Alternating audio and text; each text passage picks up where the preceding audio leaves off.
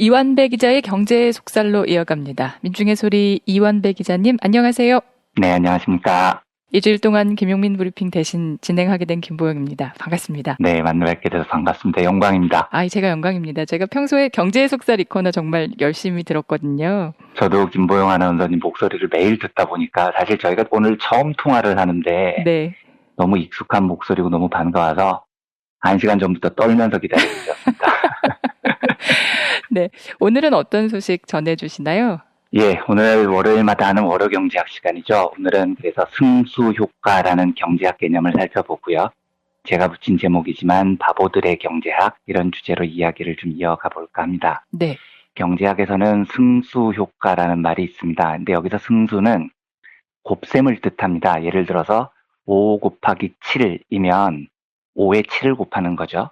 이때 곱하는 숫자 7을 승수라고 합니다. 그러니까 3 곱하기 9라면 9가 승수가 되죠. 네. 그래서 일반적으로 승수라고 하면 곱셈이라는 의미를 가지고 있다고 생각하시면 편하실 겁니다. 네. 조금 더 뉘앙스를 설명드리면 승수, 요 곱셈은 덧셈에 비해서 훨씬 더 많이 늘어난다 이런 뉘앙스가 있어요. 그러니까 5에서 7을 더하면 12밖에 안 되지만 5에서 7을 곱하면 승수를 7로 사용하는 거죠. 이러면 35가 됩니다. 그래서 덧셈에 비해서 곱셈은 결과물을 굉장히 크게 증폭시킨다. 이런 뉘앙스가 있습니다. 네. 그러면 경제학에서 말하는 승수 효과란 뭐냐면 100원이 예를 들어서 원금이 있어요. 근데 여기에 어떤 경제적인 효과를 노리기 위해서 100원을 더합니다. 그러니까 상식적으로 생각하면 100원 더하기 100원이니까 200원이 돼야 하는데 경제적으로는 가끔 100원이라는 원금에 새로운 100원을 어떤 식으로 가미를 하면 결과가 200원이 아니고 500원이나 1000원 이렇게 껑충 뛰는 경우가 있습니다. 이런 걸 승수 효과가 있다고 합니다. 그러니까 단지 100 플러스 100은 200 이렇게 결과가 나타나지 않고 100 곱하기 3, 100 곱하기 5, 심지어 100 곱하기 10 이런 식으로 경제적 효과가 증폭되는 걸 뜻하는 말입니다. 네. 이 개념을 처음 연구해낸 사람이 프랑스와 케네라는 프랑스 경제학자인데 케네는 굉장히 초창기 경제학자입니다. 17세기 후반에 태어났고 경제학의 아버지라고 불리는 애덤 스미스보다도 나이가 많아요. 그리고 이제 지금에야 우리가 케네를 경제학자라고 부르지만 당시만 해도 경제학이라는 학문이 따로 독립돼 있지 않았기 때문에 케네는 자기 스스로를 경제학자라고 생각하지 않았을 겁니다. 실제로 케네의 먹고 사는 직업은 외과 의사였으니까요. 네. 근데 아무튼 이 승수 효과의 개념은 실질적으로 경제학이 처음 등장도 하기 전부터 확립이 된 굉장히 기초적인 개념이라는 뜻입니다. 이후에 존 메이너드 케인즈 등등등 수많은 위대한 경제학자들이 이 승수 효과를 굉장히 중요하게 다뤄요. 그럴 수밖에 없는 게 100에 100을 더했더니 200이 아니고 500이나 1000이 된다. 이 경제학자한테 너무 매력적인 거죠. 내가 경제학자라도 왠지 이런 엄청난 증폭 시스템을 만들어 보고 싶은 욕구가 생기는 겁니다. 네. 실제로 위대한 경제학자 케인즈가 차용한 개념을 한번 예를 들어보겠습니다. 정부가 예를 들어서 1억 원을 국민들한테 골고루 나눠줍니다. 이러면 이제 자유당 애들은 포퓰리즘이다, 정부가 세금을 펑펑 쓴다 지랄을 하겠죠. 그런데 케인즈의 계산에 따르면 이렇게 됩니다. 이 1억 원은 그냥 1억 원이 아니고 승수 효과를 발휘하게 돼요. 국민들한테 1억 원을 나눠줬으니까 국민들은 이 새로 생긴 1억 원을 쓰겠죠. 근데 물론 다 쓰지는 않습니다. 한 20% 정도인 2천만 원은 저축을 하고요. 80% 정도 남은 돈인 8천만 원은 소비를 한다고 가정을 일단 해보겠습니다. 이러면 정부가 지출한 1억 원은 8천만 원이라는 새로운 소비를 낳게 됩니다. 그런데 국민들이 소비를 했다는 건 누군가가 8천만 원어치 물건을 이 국민들에게 팔았다는 이야기고 이 말은 8천만 원이라는 새로운 소득이 생겼다는 뜻입니다. 물건 판 사람들이 소득이 생겼으니까요. 네, 그렇죠. 그러면 새롭게 물건을 팔아서 8천만 원을 번 상인들이 있겠죠. 이 사람들도 20%를 저축하고 나머지 소득의 80%인 6,400만 원을 또 소비에 사용합니다. 그러면 이 6,400만 원은 새로운 누군가의 소득이 됩니다. 6,400만 원을 새로 번 사람들은 20%를 저축하고 80% 정도인 한 5천만 원 정도를 쓰게 되죠. 이런 식으로 계속 계산을 해보면 정부가 먼저 1억 원을 쓰고 전 국민이 대충 한 20% 정도를 저축한다고 가정을 하면 처음 정부가 투자한 1억 원이라는 돈은 나중에 계산을 쭉 해보면 5억 원 정도의 새로운 국민소득을 만들어내요. 아, 5배에 이르는 국민소득이 생기는 거죠. 이러면 정부가 적극적으로 복지정책도 펼치고 예를 들어서 뭐 기본소득도 주고 이렇게 하는 게 훨씬 더 이익이라는 게 케인즈의 논리입니다. 네. 5배 정도 승수가 생기니까요. 지금 요 이야기에만 국한을 시켜보면 복지정책이나 소득주도 정책은 절대적으로 빈곤층을 대상으로 하는 게 유리합니다. 왜냐하면 1억 원을 국민들한테 나눠줬는데 저축을 9천만 원이나 해버리는 사람들이 있어요. 거의 안 쓰는 거죠, 돈을. 소비에는 1,000만 원밖에 안 쓰는 국민들이 있다고 가정을 해보겠습니다. 이러면 승수 효과가 무지하게 작아집니다. 정부는 1억 원을 썼는데 새로 늘어나는 소비는 1,000만 원밖에 안 돼요. 9천만 원 다 저축해버렸으니까요. 네. 그리고 이 1,000만 원이 또 누군가의 새로운 소득이 됐을 텐데 이 국민들은 저축을 너무 많이 하는 겁니다. 이 1,000만 원에서도 900만 원을 저축하고 100만 원만 쓰죠. 이러면 승수 효과가 확 작아집니다. 효과가 아주 떨어져요. 반면에 아까 1억 원을 처음 나눠줬을 때 소득 중에 20%만 저축하는 국민들은 처음 1억 원 투자하면 5억 원의 경제 효과가 생긴다고 말씀을 드렸잖아요. 승수가 5배라는 거죠. 네. 만약에 저축을 20% 하지 않고 10%로 떨어뜨리면은요, 소비가 훨씬 더 늘어나고 승수는 기하급수적으로 늘어납니다.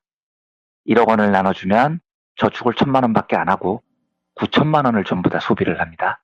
그러면 새롭게 9천만 원을 번 사람들은 이 중에 900만 원만 저축하고 다시 8,100만 원을 소비로 써요. 이렇게 쭉 계산을 해보면 저축률이 20%였을 때는 승수가 5배, 1억 원이 5억 원으로 불어나는데 요 저축률이 10%로 떨어지면 승수 효과는 10배로 늘어납니다.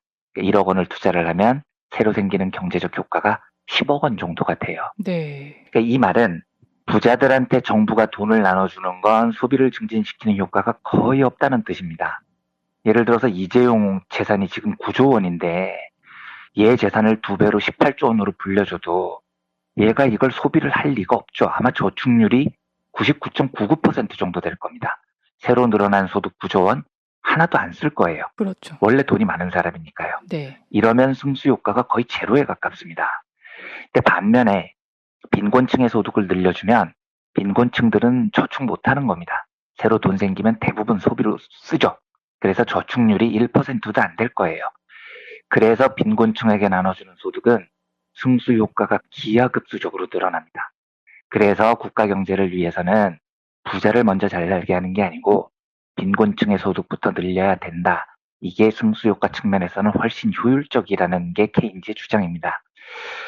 지금까지 좀 지루하셨을 것 같은데요. 여기까지 오늘 경제학 이야기 하고요. 여기서부터는 조금 다른 이야기를 해보죠. 네.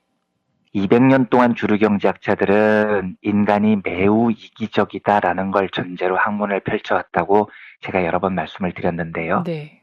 그리고 모든 이기적인 인간들이 모여서 자기 이익만 열심히 추구하면 이 사회는 매우 효율적으로 굴러간다라고 주장을 합니다. 모든 사람들이 해야 될 일은 오로지 이기적으로 자기 이익만 챙기면 되는 겁니다. 이러면 사회적 이익도 제일 커진다는 게 주류 경제학의 논리죠. 네. 근데 이렇게 생각을 해보겠습니다. 제가 지금 경제적으로 굉장히 어려움을 겪고 있다고 가정을 해보겠습니다. 당장 누가 저한테 돈을 보태주지 않으면 굶어 죽을 위기에 처해 있어요. 그런데 이때 마음씨 착한 김보영 아나운서님께서 저한테 1,000만 원을 빌려주시는 겁니다. 그래서 저는 극적으로 위기를 탈출했어요. 네. 자, 이러면 그 다음에 제가 경제 사정이 좀 괜찮아졌을 때는 어떻게 해야 될까요? 당연히 빌린 돈 1,000만 원을 갚아야 되죠. 네. 뭐 이자까지 주기로 했다면 이자율 1년에 2% 치고 1년 빌렸으면 1,020만 원을 갚아야 되는 겁니다. 그래서 제가 김보영 아나운서님께 1,020만 원을 드리면 이 대출 관계는 끝이 나죠. 김보영 아나운서님은 완배한테 1,000만 원을 빌려줬고 20만 원이라는 새로운 이자 소득을 얻은 겁니다. 여기에서 끝이 나요. 거래가요. 네. 그리고 이 20만 원이라는 소득은 너무 작아서 승수 효과라고 부를 수도 없습니다. 이거 아무리 돌려도 얼마 생기지도 않죠. 그렇죠. 그런데 이 대출 관계는 이기적인 인간들이 지배하는 세상에서는 너무 당연한 과정입니다. 빌려줬으니까 받아야죠. 이자도 받는 게 당연한 겁니다. 그리고 이 이기적이고 합리적인 대출 관계는 돈을 돌려줌으로써 그냥 딱 종료가 됩니다. 그런데 이번엔 이렇게 생각을 해보겠습니다. 제가 너무 어려웠을 때 김보영 아나운서님께서 저한테 1,000만 원을 주셨어요. 저는 그걸 빌렸다고 생각을 합니다. 네. 그래서 나중에 1년이 지난 다음에 상태가 좀 괜찮아져서 김보영 아나운서님께 갚으러 갔습니다. 그런데 이때 김보영 아나운서님께서 아유 괜찮아요. 안 갚으셔도 돼요. 제가 이완배 기자님 너무 어려워 보이셔서 제가 좀 여유가 있는 상태니까 도와드린 거예요. 이렇게 이야기를 한다고 가정을 해보겠습니다. 네. 그러면 저는 이제 염치가 있는 사람이라면 아유 아닙니다. 그럴 수 없죠. 제가 제일 어려울 때 돈을 빌려주셨는데 갚아야죠. 이러겠죠. 이때 김보영 아나운서님께서 그러면 정 그런 마음이 있으시면 저한테 안 갚아도 되니까 나중에 다른 어려운 사람들을 발견하시면 그분들 도와주세요. 이번에 도움 받으신 것처럼요. 이렇게 저한테 이야기를 하는 겁니다. 만약에 이완배가 염치가 있는 사람이라면 이 상황을 어떻게 마무리를 해야 될까요? 비록 김보영 아나운서님이 절대로 사양을 하셔서 제가 돈을 갚지는 못했지만 그래도 이건 제 마음의 빚으로 남는 겁니다. 그리고 언젠가 누군가가 과거의 나처럼 어려운 상황에 처했을 때 도와주게 되죠. 염치가 있다는 은요. 네. 예를 들어서 정동지가 너무 힘든 상황에 빠졌어요. 그러면 이완배는 정동지를 찾아가서 돕는 겁니다. 그리고 정동지가 나중에 상황이 좋아져서 도움을 갚으려고 하면 완배는 어떻게 이야기를 해야 되냐면 됐습니다. 갚지 마세요. 나도 과거에 힘들었을 때 김보영 아나운서님께서 똑같이 도와주셨어요. 그래서 나도 그 마음의 빚을 갚는 겁니다. 그러니까 정동지도 나중에 여유가 되시면 똑같이 다른 사람 도와주세요. 그게 처음 나를 도와줬던 김보영 아나운서님의 뜻입니다. 이렇게 이야기를 하게 되는 겁니다. 이러면 정동지도 염치를 아는 사람이기 때문에 나중에 여유가 생기면 김프로를 돕게 되고요. 김프로도 염치를 아는 사람이라면 나중에 여유가 생기면 누구를 돕습니다. 이 과정을 쭉 따라와 보면 아까 단발적으로 돈을 빌리고 돈을 갚고 해서 이렇게 끝나버린 거래, 매우 자본주의적이고 당연해 보이는 그 계약 관계에 비해서 도움이나 이타심이나 봉사나 희생이나 이런 개념은 돌리면 돌릴수록 승수 효과가 어마무시하게 커집니다. 네. 김보영 아나운서님께서 처음 시작한 1,000만 원이라는 봉사는 염치를 아는 사람들의 손을 거쳐서 순환을 합니다. 돌고 돌아서 10배, 100배, 1000배로 계속 늘어나게 됩니다. 제가 무슨 이야기를 드리고 싶어서 이 이야기를 드리냐면 이 두 사회 중에 사회 전체적으로 볼 때 어느 쪽 사회가 더 효율적이냐는 겁니다. 자본주의 주류경제학은 200년 동안 자기 이익을 제일 우선적으로 챙기면 그리고 대출 빌려주면은 이자 받고 이렇게 하는 이기적인 사람들이 모여있는 요 관계가 사회적으로 훨씬 더 큰 효용을 낳는다고 주장을 해왔어요. 근데 저 같은 공동체주의자는 이게 도저히 동의가 안 되는 겁니다. 승수 효과를 생각을 해보면 그런 이기적인 계약 관계보다도요.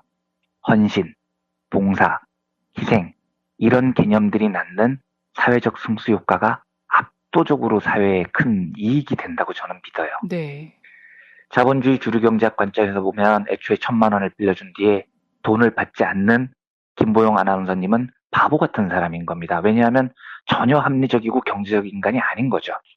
하지만 세상에 그런 경제적인 바보들이 훨씬 많아지면 사회적 부가가치와 효용이 더 늘어날까요? 줄어들까요? 늘어나겠네요. 예, 저는 압도적으로 이게 늘어날 거라고 보여지는 겁니다. 네. 제가 주류경제학의 가치 중에 제일 동의가 안 되는 대목이 이거이기도 하고요. 주류경제학은 공동체의 마음이나 희생이나 봉사 이런 것들이 낳는 가치, 이런 것들이 유발하는 어마무시한 승수 효과를 전혀 측정하지 못해요. 그게 돌고 돌다 보면 몇 배로 불어나서 혹은 몇십 배로 불어나서 사회를 얼마나 윤택하게 하는지 모르는 거죠, 이자들은요. 네. 많은 분들이 노무현 대통령을 바보 노무현이라는 이름으로 기억을 합니다. 근데 이거 왜 바보라고 부르나요? 이 뜻이 노무현이 바보야, 멍청아 이런 뜻이 아니잖아요.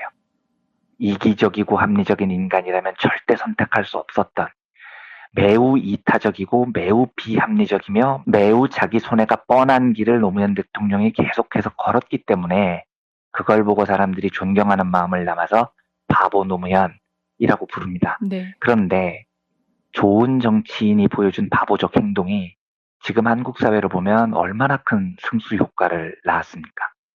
많은 사람들이 노무현이라는 정치인에 대해서 마음에 빚이 있는 겁니다. 그리고 염치가 있는 인간이라면 그 빚을 입 싹 닦고 넘어가지를 못해요. 내가 그 사람에게 직접 빚을 갚을 수는 없어도 다른 사람한테 갚으려고 합니다. 그러면 그 혜택을 받은 사람들은 다시 그 마음의 빚을 또 다른 사람들에게 갚으려고 하죠. 이게 바로 저는 바보 노무현이 나왔던 경제적 승수 효과 같은 거라고 믿습니다. 그리고 그게 몇 년이 지나고 보니 세상을 놀랍도록 바꿔버린 겁니다. 노회찬 의원이 지난주에 돌아가셨습니다만 그분의 삶 또한 합리적이고 이기적 인간을 전제로 하는 주류경제학 관점에서 보면 지독한 바보죠. 그런 바보가 어디 있습니까? 좋은 대학 나와서 취직하면 잘 먹고 잘 살았을 텐데 대학 나오자마자 노동 현장 뛰어들어서 7년의 수배, 3년의 옥고를 감수를 합니다. 정치를 해도요, 성공이 보장된 길이 얼마든지 있었을 겁니다. 그런데 그 길을 마다하고 기꺼이 진보정당이라는 당시만 해도 국회의원 되기가 계란으로 바위치기 같아 보였던 곳에서 뼈를 묻었습니다. 전형적인 바보죠. 그런데 저는 제 개인적으로 노회찬 의원에게 마음의 빚이 있습니다. 제가 비록 엉망진창인 삶을 살았지만 그분의 죽음 앞에서 그분의 바보 같은 희생을 조금이라도 갚기 위해서 남은 삶을 좀 더 잘 살아야겠다고 다짐을 해요. 그리고 저같이 생각하는 사람들이 얼마나 많겠습니까? 그냥 우리 앞에 딱 두 가지 선택지가 있다면요. 보기가 딱 두 개입니다. 어느 쪽을 선택을 하는 게 옳겠습니까? 너무나 합리적이고 너무나 이기적인 사람들이 가득 찬 세상, 내 이익만을 쫓는 사람들이 지배하는 세상, 요 세상을 선택하겠습니까? 아니면 염치를 아는 바보가 가득 찬 세상, 희생이나 봉사가 승수적으로 증가하는 세상, 이 세상에서 살겠습니까? 뭐 저라면 1초도 망설이지 않고 2번 바보들이 만들어가는 세상을 선택할 것 같아요. 네.